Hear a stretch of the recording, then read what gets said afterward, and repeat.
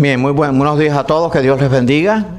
Bienvenidos a aquellos que están por primera vez, a Ángel que está aquí con nosotros, también a ellos que están por primera vez, aunque han sido de la casa, y damos gracias a Dios por aquellos que nos están viendo y escuchando por Facebook y después los van a ver en YouTube.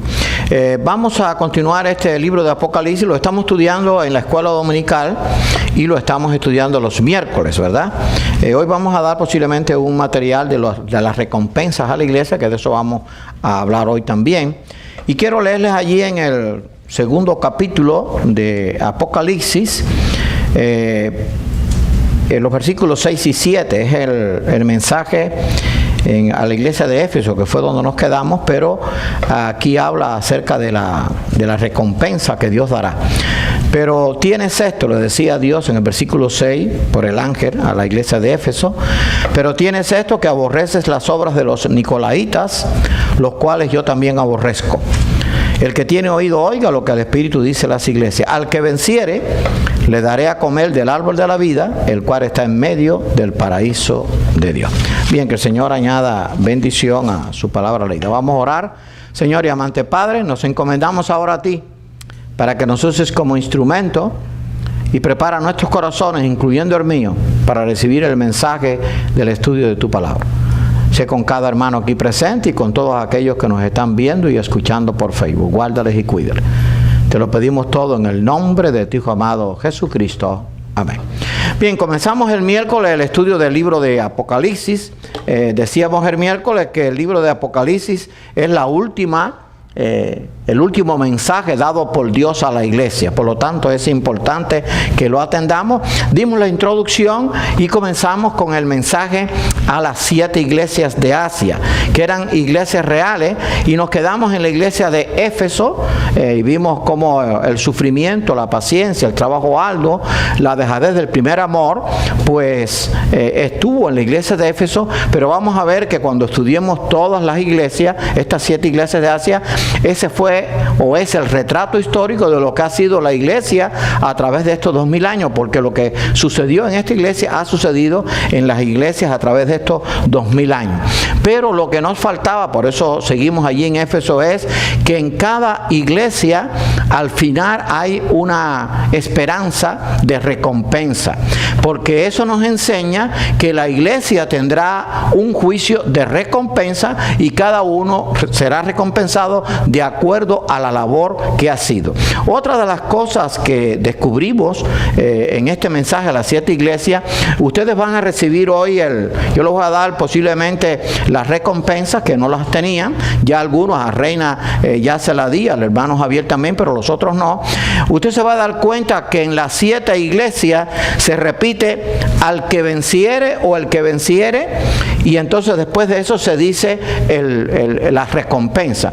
Así que no solamente en el mensaje a las 7 iglesias vemos 7 mensajes, el que tiene oído oiga lo que el Espíritu dice a la iglesia, sino que también se repite 7 veces. Después usted cuéntelo, está entre los capítulos 2 y 3 para que vean que es real. Al que venciere. Ahora, ¿quiénes son los que van a vencer? Bueno, son los que realmente han creído verdaderamente, son los que van a perseverar en la fe y son los que van a ser los vencedores, o los que van a vencer, y son los que van a vencer los que van a obtener el premio o el galardón. En la antigüedad, en la historia del primer siglo, cuando surgió la iglesia, pues estaban los famosos Juegos Olímpicos de Grecia, que de ahí salieron los Juegos Olímpicos después, y entonces se le daba siempre un premio al ganador. Vamos a hablar después de eso en otro de las cosas de los premios que se van a dar a las iglesias. Pero ¿a quién se le daba el premio? Al que venciere. Una de las cosas que enseña la Biblia, y ahí está en el mensaje a una de las iglesias, el que perseverare hasta el fin, ese será salvo. Ahora bien, hay algo que tenemos que aprender. Yo no me salvo, deja ver si puedo decirlo bien, yo no me salvo o obtengo la vida eterna porque persevero. Yo persevero porque soy salvo, porque es diferente. O sea, si yo me salvo porque yo persevero, entonces es por obra, no es por fe. Ahora, si yo persevero y obtengo la salvación, o sea, persevero porque ya soy salvo, es diferente, porque las obras es producto de mi fe. O sea, yo obtengo la salvación porque, digo, yo persevero porque ya obtuve la salvación. Por eso dice, el que perseverare, ese será salvo. Entonces usted va a ver, yo se lo voy a dar después en una hojita, que a todos se le dice al que venciera, a todas las iglesias. Y en la iglesia de Éfeso dice, al que venciere, en el versículo 7, le daré a comer del árbol de la vida, el cual está en medio del paraíso de Dios. Ahora bien, ustedes saben que cuando Dios creó al hombre, en el medio del paraíso estaba el árbol de la vida y también estaba el árbol de la ciencia del bien y del mal, de donde comió el hombre y por lo tanto desobedeció y perdió la primera oportunidad que Dios le dio de mantener la vida eterna. Ahora, ¿por qué va a estar nuevamente el árbol de la vida? Si dice la Biblia que todos los redimidos vamos a vivir por la eternidad, ¿qué razón tiene el árbol de la vida? Porque es una buena pregunta. Además dice que el árbol va a dar 12 frutos, uno para cada mes del año. O sea, que cada año, en la eternidad, aunque vamos a contar el año, cada año van a estar ahí los 12 frutos, uno para cada mes. Ahora bien, la pregunta es, si los que están en la eternidad ya tienen vida eterna, ¿para qué necesitan el árbol de la vida? Y hay otra cosa, cuando sigamos estudiando Apocalipsis, vamos a ver que dice que las hojas del árbol servían para la sanidad de las naciones, porque eso es otro de los misterios que Dios tiene. Va a haber naciones en el reino eterno de Dios, no de la forma que las conocemos hoy. Ahora bien, si ya tenemos vida eterna, si ya nadie se va a enfermar, ¿para qué razón dice que las hojas sirven para la sanidad de las naciones? Hermano, a veces estas cosas parecen difíciles, pero no, están allí muy claras cuando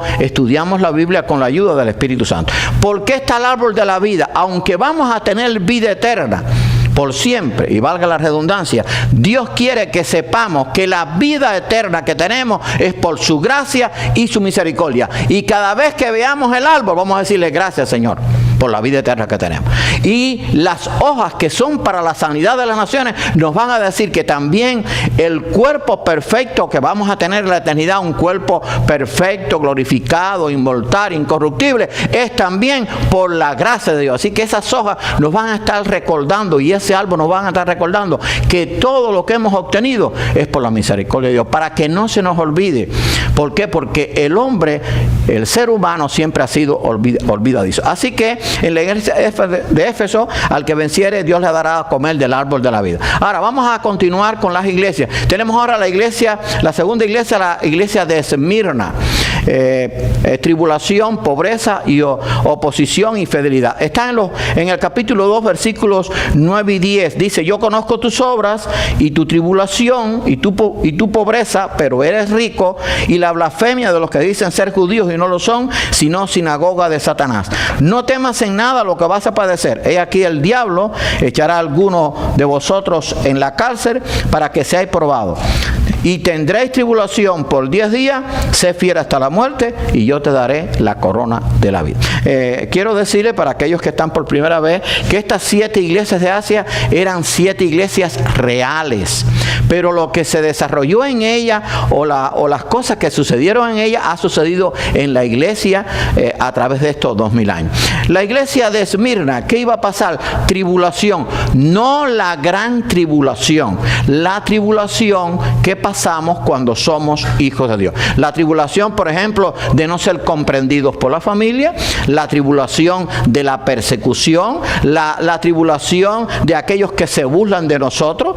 Acuérdense lo que dijo Cristo cuando estuvo en la tierra, porque de Cristo se burlaron, a Cristo la familia al principio no creía en Él, uno de sus propios discípulos le entregó, le buscaron testigos falsos, o sea, tuvo que sufrir la tribulación del rechazo del mundo, porque Cristo dijo bien claro que nosotros no somos del mundo, por tanto el mundo nos aborrece. Así que esa tribulación se refiere a esa tribulación que vamos a pasar como hijos de Dios.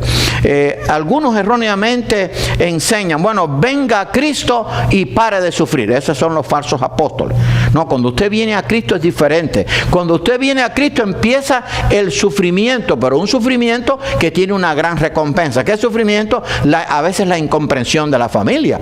Porque a veces cuando una persona recibe a Cristo encuentra completa oposición de la familia. Eso es parte de la tribulación. Así que no se refiere a la gran tribulación, sino a la tribulación que la iglesia va a pasar. Ahora, ¿ha pasado la iglesia a través de todos los siglos por esta tribulación? Sí. Hemos pasado, o sea, el hecho de ser creyente nos pone en una situación en que el mundo no nos acepta. Por ejemplo, hoy en día el mundo está en contra de Dios y por supuesto también está en contra de los hijos de Dios. Y entonces no nos acepta y esa es parte de la tribulación que tenemos que pasar. Ahora, otra de las cosas que se encontraba en la iglesia de Esmirna era pobreza. Aunque era rico, o sea, no era una iglesia de mucho dinero, de muchos bienes materiales, pero sí tenía mucha bendición porque era una iglesia espiritual.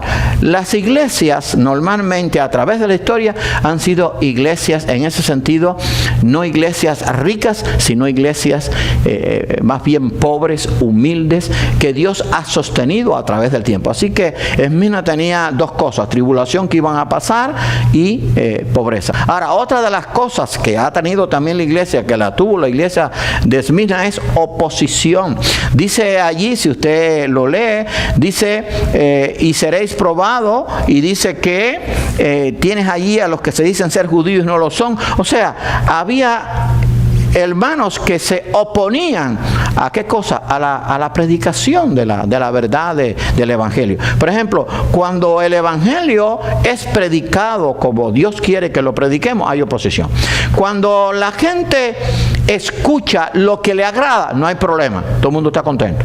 Pero cuando se predica el mensaje de Dios y se habla de que el hombre es pecador, de que sin santidad nadie verá al Señor, de que hay un solo camino al Padre, de que no podemos hacer lo que nos dé la gana y vivir de acuerdo con la palabra de Dios porque Dios ha establecido mandamientos, ha establecido estatutos, entonces claro que hay oposición porque la gente quiere hacer las cosas a su manera. O sea, la gente quiere tener sus propios mandamientos, sus propias ordenanzas, pero el asunto es que las ordenanzas y los mandamientos de cómo tenemos que vivir nosotros están en la Biblia, están establecidos por Dios, lo establece Dios, no lo establece el hombre, y ese es el gran pecado que existe hoy en muchas iglesias que pues quieren vivir a su manera. Pero las iglesias que se han mantenido fieles en la predicación siempre han tenido oposición. Y lo otro que se habla aquí en la iglesia de Esmirna, que ha estado en la iglesia universal o la iglesia cristiana a través de estos 2000 años, es fidelidad. Una vez nosotros creo que predicamos aquí un mensaje que fidelidad lleva un apellido, adversidad. Mientras más fiel queramos ser, más adversidad vamos a encontrar. Porque fíjense que aquí en la iglesia de Esmirna la oposición y la fidelidad iban juntas. Dice, sé fiel hasta la muerte. Fue una iglesia fiel y yo te daré la corona de la vida. Esa es una de las promesas de recompensa. Pero la fidelidad siempre va a encontrar oposición. Por ejemplo, si usted ahora es fiel a Dios y vive de acuerdo a la palabra, usted tiene familia y la familia le invita para hacer cosas que no agradan a Dios y usted dice, no, eso yo no participo, ya usted va a tener oposición de la familia. Cuando usted está en un trabajo y lo invitan quizás a un evento, a una fiesta donde va a haber bebidas alcohólicas, donde va a haber un ambiente que no agrada a Dios y usted dice, no, yo no participo de eso, usted va a encontrar oposición. La fidelidad siempre ha encontrado oposición. La fidelidad va acompañado de la adversidad. Y les voy a poner algunos ejemplos nada más. Abraham fue fiel y encontró adversidad. Moisés fue fiel y encontró adversidad. José fue fiel y encontró adversidad. ¿Y qué adversidad? Mientras más fiel era, peor le iba. Por ser fiel en su familia, los hermanos primero lo quisieron matar y después lo vendieron como esclavo. Después, cuando fue vendido como esclavo y no quiso cometer pecado con la esposa de Potifar por su fidelidad, fue mandado a la cárcel. O sea, la fidelidad siempre ha tenido adversidad. Y entonces que podemos seguir hablando de los jueces, de los profetas, de Daniel, de sus 3 amigos, de los apóstoles. Siempre la fidelidad ha tenido oposición. Pero la Biblia nos dice que tenemos que ser fieles, ¿verdad? Pero si usted quiere ser fiel, usted tiene que estar dispuesto a sufrir por Cristo. Una de las cosas que nos enseña la Biblia es que, decía Pablo, el participar de los padecimientos de Cristo es una bendición. O sea, ¿qué fue lo que Cristo obtuvo en la tierra por ser fiel? Oposición. Oposición de la misma familia, oposición de su pueblo, lo calumniaron, le levantaron testigos falsos, le hicieron un juicio indebido, lo crucificaron, y Cristo dijo, si en el árbol verde hacen estas cosas, ¿qué nos hará en el seco? Esa ha sido mi experiencia. Y a mayor fidelidad, más adversidad. Parece una cosa contradictoria, pero es bíblica. O sea, mientras más fiel yo quiera ser, más adversidad voy a tener. ¿Saben por qué? Porque el diablo, cuando ve que un cristiano quiere ser más fiel, él va a buscar la manera de que ese cristiano pues tropiece y se aparte y no haga lo que tiene que hacer. Porque hay cristianos que quizás obtengan la salvación, como dice un pasaje bíblico, como por un pelo, como por algo, por la misericordia de Dios. Pero el que quiere ser fiel, el que quiere servir, va a encontrar oposición completa. ¿Por qué? Porque la fidelidad encierra entrega. Y cuando leemos allí la historia bíblica, que es real, vemos que la fidelidad siempre ha ido acompañada de la oposición. A través de estos 2000 años, la iglesia que ha sido fiel ha encontrado oposición. Ahora bien, la iglesia de Esmirna, pues va a tener también su recompensa, cada iglesia. Dice en primer lugar, en el versículo 10, sé fiel hasta la muerte y yo te daré la corona de la vida. O sea, la vida eterna, eso es lo que quiere decir. O sea, el que es fiel va a obtener la vida eterna. Pero ya digo, se es fiel porque se es salvo. No se es salvo porque uno es fiel. La fidelidad es un fruto de mi salvación. Así que dice que el que venciere, yo le daré la corona de la vida. Y también dice, el que venciere no sufrirá daño de la muerte segunda. La muerte segunda es la separación eterna de Dios, y la muerte segunda es sinónimo del infierno, porque la muerte segunda es la separación eterna de Dios. Cuando uno es separado, el que está en el infierno va a ser separado eternamente de Dios, no va a tener ningún contacto con Dios en sentido de disfrutar de su presencia, y los redimidos sí, porque van a estar en la presencia de Dios. Así que allí a la iglesia de Esmirna pues se le da la recompensa que va a tener la iglesia, no sufrir el daño de la muerte segunda y tener la corona de la vida. Así que la iglesia va a pasar por dificultades, pero también va a tener la recompensa. Ahora tenemos la iglesia de Pérgamo. Yo dije en el estudio, eso que ustedes ven allí, que aparece en cada slide del PowerPoint, son las ruinas de estas iglesias que todavía estaban o están todavía allí en Asia. Estaban estas iglesias. Pérgamo, firmeza en la fe verdadera, retención de los hermanos con doctrinas falsas, era uno de los pecados que tenía, y necesitaba arrepentirse. Esto ha pasado en la iglesia. Voy a leer los versículos 13 y 14.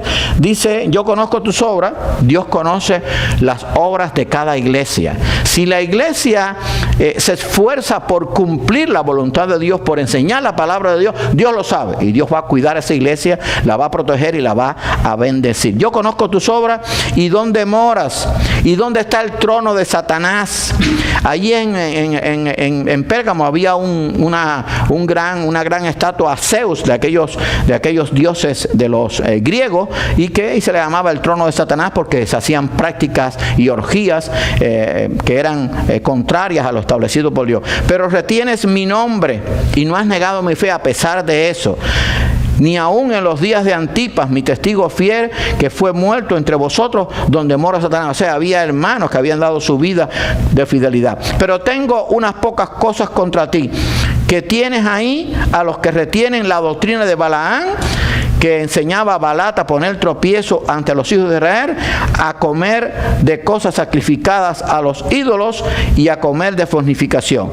Y también tienes a los que retienen la doctrina de los nicolaitas, la que yo aborrezco. O sea que a pesar de la firmeza, esta iglesia tenía hermanos que tenían doctrina falsa y los mantenía. O sea, quizás no les dijo, mira, esto no lo pueden hacer aquí.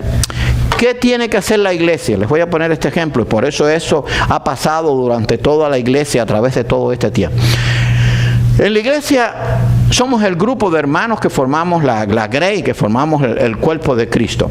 Hay un hermano que tiene doctrinas falsas contrarias a la Biblia. O sea, no es una doctrina que yo diga que es falsa y que yo no tenga apoyo bíblico. Simplemente, hermano, el hermano quizás pueda estar, o los hermanos puedan estar, pero no los puedo apoyar. No los puedo dejar que enseñen su falsa doctrina. Eso es lo que pasaba con esta iglesia. O sea, había tolerado allí a los que tenían la doctrina de Balaam y los que tenían la doctrina de los nicolaitas. ¿Qué cosa era la doctrina de Balaam? Balaam, ¿se acuerda que era aquel profeta que era de Petor, que por pago de Balac, el rey, quiso maldecir o maldijo, aunque después Dios le obligó a bendecir al pueblo de Israel? Y en el Nuevo Testamento Balac es puesto como ejemplo de maldad y apostasía. O sea, si hay un hermano o varios hermanos que están en maldad y apostasía, o sea, no están de acuerdo con lo que dice la palabra de Dios, I'm sorry, yo no los voy a dar membresía, por decirlo de alguna forma, o no les voy a dar oportunidad como iglesia. ¿Por qué? Porque un poco de levadura, dice la Biblia, que leuda toda la masa. Tenemos que estar unidos en la doctrina, pero no en la doctrina del pastor, en la doctrina que enseña la palabra de Dios.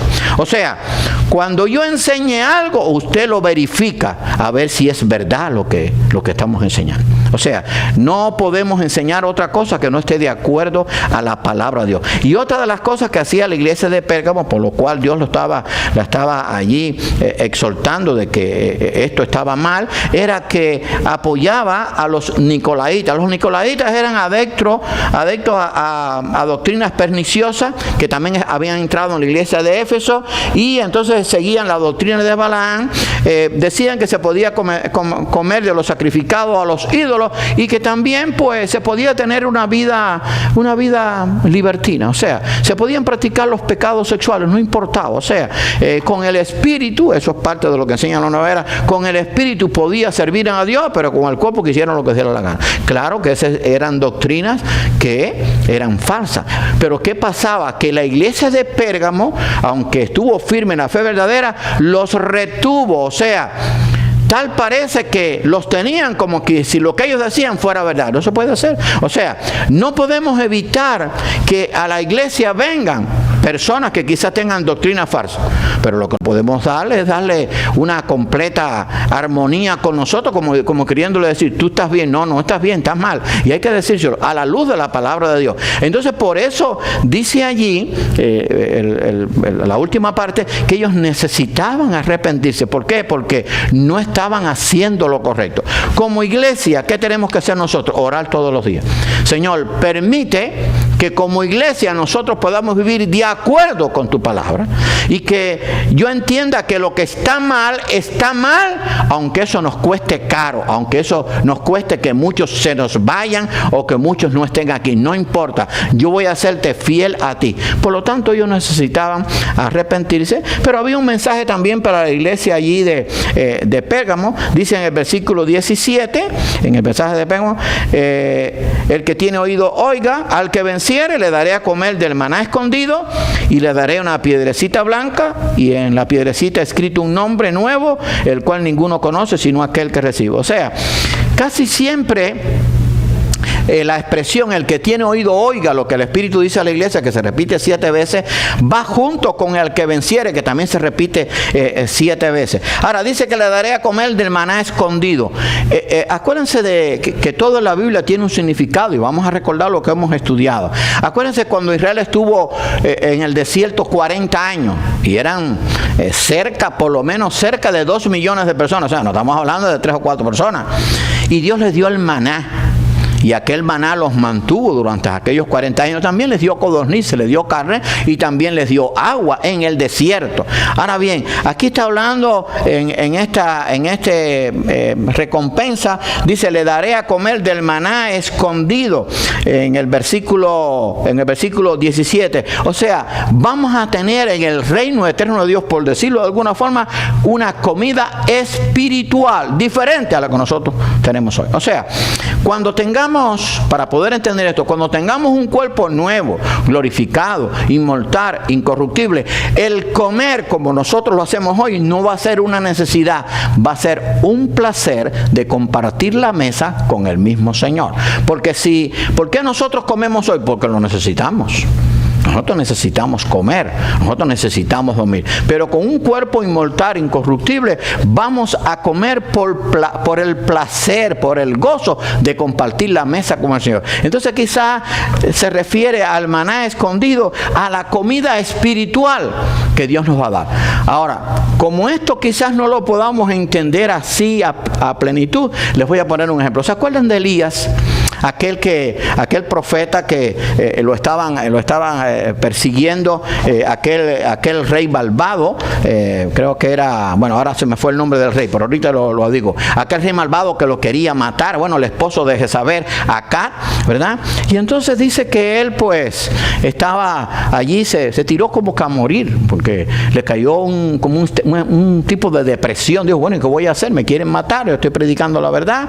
Y entonces un ángel le despertó, oye, no puedes estar así. Y entonces dice que había llevado muchos días sin comer y el ángel le dio una comida. Y con aquella comida él caminó 40 días y 40 noches.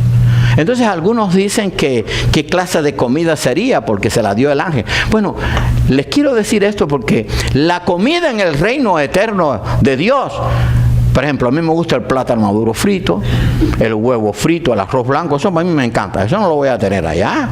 Va a ser una comida especial para disfrutarla por la eternidad. Una comida que no nos va a caer mal. Ayer creo que fue, sí, ayer o antier comí algo que me gustaba, pero no me cayó bien.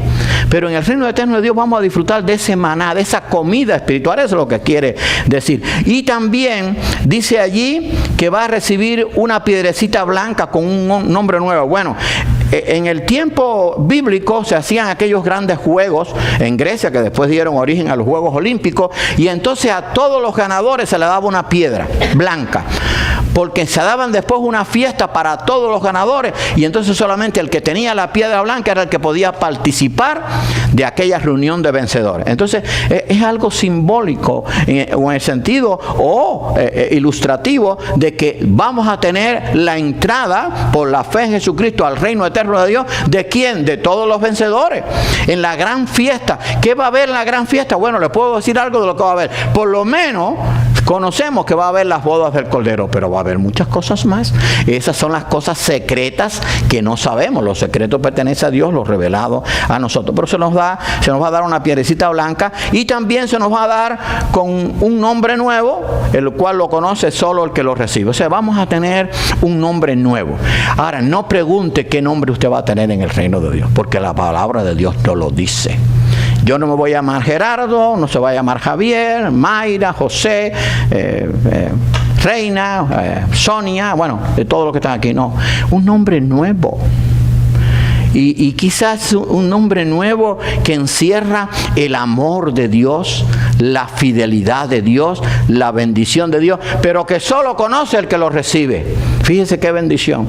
Hoy en día el nombre nuestro, bueno, primero lo conocen los padres, ¿verdad? Los padres buscan el nombre, pues los conocen los hermanitos, lo conocen la familia, lo conocen los amigos, lo conocen los vecinos, lo conoce mucha gente. Pero este nuevo nombre lo va a conocer solamente el que lo recibe. Eso es un misterio, punto.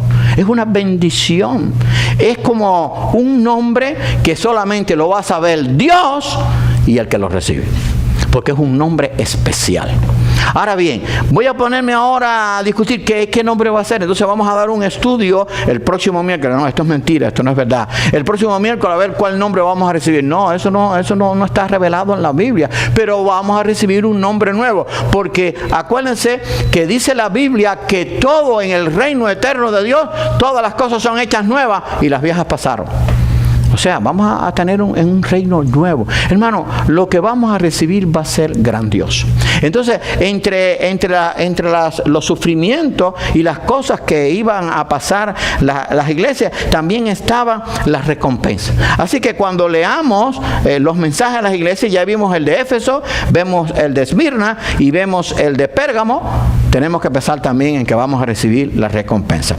La iglesia de Esmirna no sufriría daño de la muerte segunda y tendría la corona de la vida. La iglesia de Pérgamo recibiría el comer del maná escondido, una piedrecita blanca para tener entrada a la reunión de vencedores, todos los redimidos, y quizás la celebración sea las bodas del Cordero, y un nombre nuevo que solamente el que lo conoce, el que lo recibe. Y ellos van a recibir todo esto. Así que ya hemos visto estas tres iglesias, o sea, la iglesia de Éfeso, Esmirna y Pérgamo. Nos faltan todavía 4 que las vamos a ver quizás el miércoles. Pero hermano, piensa esto, todo esto que sucedió en estas iglesias que fueron reales es lo que la iglesia ha pasado a través de toda esta historia.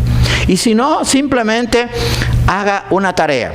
Usted va a coger cada iglesia. Usted tiene allí el libro de Apocalipsis, es el último libro de la Biblia, la última revelación dada por Dios. Y en los capítulos 2 y 3 está el mensaje a las 7 iglesias. Haga algo, coja un papelito, igual que lo hice yo cuando preparé el estudio, y comience a poner las cosas que pasó cada iglesia, para que usted vea, a ver si eso no lo pasamos nosotros. Y también ponga la recompensa, para que vea que esas son las recompensas que Dios va a dar a su pueblo escogido. Por eso va a haber un juicio de recompensa. Entonces esto nos asegura que lo que Dios ha dicho es verdad.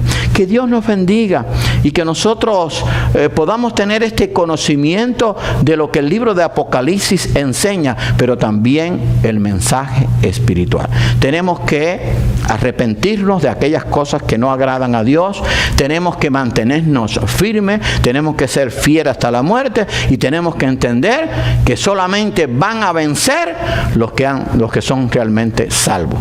Al que venciere. Los que vencieren, los vencedores, son los que van a recibir la recompensa, y los vencedores son aquellos que han confiado plenamente en Jesucristo, lo han recibido como Señor y Salvador, se han arrepentido de sus pecados y su nombre está inscrito en el libro de la vida. Que Dios nos bendiga y que este estudio de los mensajes a las 7 iglesias nos ayude a saber qué es lo que ha pasado con la iglesia en estos 2000 años. Porque vamos a ver, creo, deja ver si es la iglesia, hay una iglesia que, deja ver si es la que viene, bueno, está entre las que vienen, no, es la de Sardis, que es una iglesia que se le llama la iglesia tibia. Vamos a ver cómo está representado la iglesia tibia en el mundo de hoy. Y nos vamos a dar cuenta de que en verdad esto es un retrato histórico de lo que sería la iglesia. Aunque, repito, estas 7 iglesias eran 7 iglesias reales que existieron en Asia. Vamos a orar. Señor y amante Padre, te damos gracias por tu amor, por tu misericordia, por lo bueno que tú eres. Ayúdanos, Señor, a estudiar tu palabra, pero siempre a buscar el mensaje de ella. A entender que tenemos que recibirla para poder arrepentirnos de aquellas cosas que a ti no te agradan, y para esforzarnos por ser fieles hasta la muerte y predicar tu palabra tal como ella es. Bendice a cada hermano aquí presente, a cada uno de los que nos reunimos, y a todos aquellos que nos han escuchado por Facebook y que van a escucharnos por YouTube, que tú les guardes y les cuides. Y sé con el culto que vamos a tener después a las 11, que sea de bendición, donde vamos a seguir estudiando el mensaje de los salmos, y en esta mañana hablaremos del Salmo 23 y el Salmo 24. Gracias por tu amor y por tu misericordia. Te lo pedimos todo humildemente en el nombre de tu Hijo amado Jesucristo. Amén. Bien.